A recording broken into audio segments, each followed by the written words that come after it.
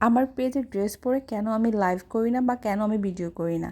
আসসালামু আলাইকুম এভরিওয়ান, সবাই কেমন আছেন, কী অবস্থা? সবার একটা কোশ্চেন থাকে আমাকে নিয়ে যে আমি আমার পেজের জামা পরে কেন লাইভ করি না বা কোনো ভিডিও তেমন একটা দিই না। আসলে বলতে আমি এত বড় ব্যবসায়ী হয়ে যাইনি যে প্রত্যেকটা ডিজাইনের এক একটা ডিজাইন আমি রাখবো বা ওইটা পরে আমি ভিডিও করব, আমি নিজে রেখে দিয়ে ওই মাপের এখনও ব্যবসায়ী আমি হতে পারিনি। আমি খুবই ছোটোখাটো একজন মানুষ।